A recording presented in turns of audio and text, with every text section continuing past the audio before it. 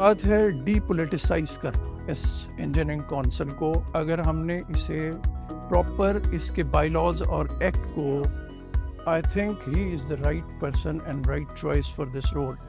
Unfortunately जो मर जाते हैं उनका भी वोट डल जाता है। ही इज़ टोटली फोकस्ड कि इसे डीपोलिटिसाइज किया जाए, इस इंस्टीट्यूशन को डीपोलिटिसाइज किया जाए, और उसका पहला स्टेप है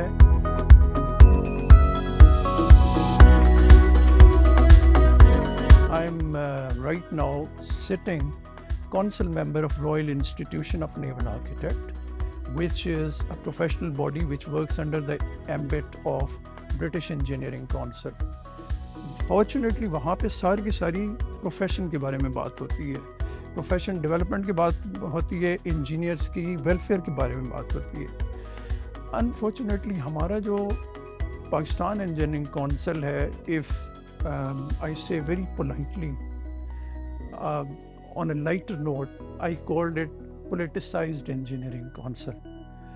It has never worked as a proper professional statutory body for the help, for the welfare of engineers, for the professional upgradation of engineers, for the education of engineers. मैंने वसीम नज़ीर साहब को, before I say something, I must apprise एक ही अच्छे engineer या जो leadership role में हो उसमें क्या क्वालिटीज़ होनी चाहिए। पहली बात यह है कि he should be self motivated, he should be energetic, he should be intelligent, he should be a go getter, he should be courageous, he should be adventurous, he should be truthful, he should be dutiful, he should be efficient. ये वो qualities हैं जो एक आपको अच्छा package देती हैं एक अच्छे लीडरशिप रोल में अगर कोई इंजीनियर। तो ever since 2018 I have found all these qualities in him, and I think he would be the right choice to change politicized engineering council to true Pakistan engineering council, which will be run in line with the foreign engineering councils like British Engineering Council.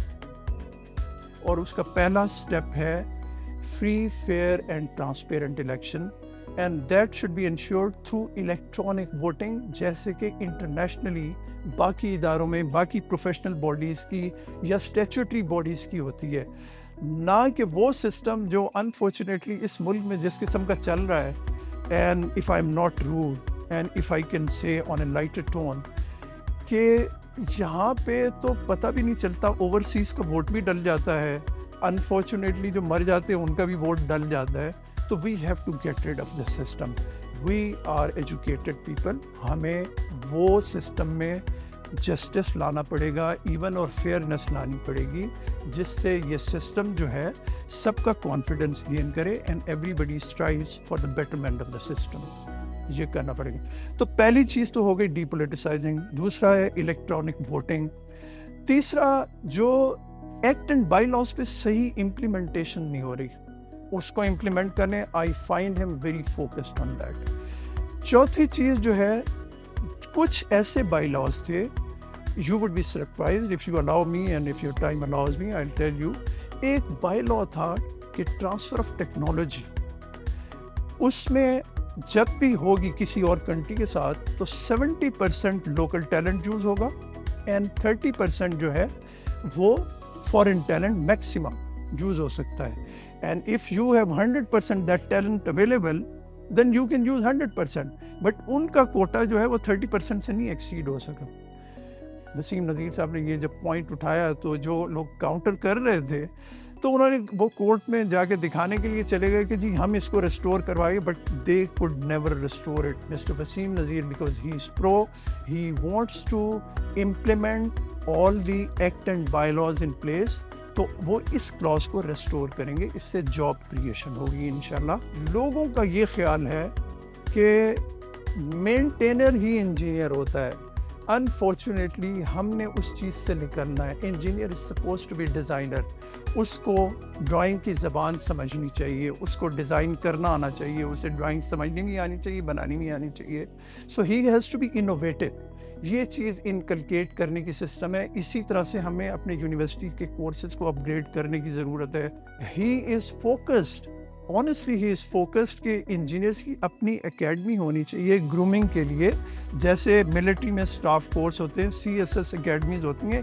He is focused engineer dam, engineer club, engineer I don't know what लेकिन engineer academy की बात किसी ने नहीं की।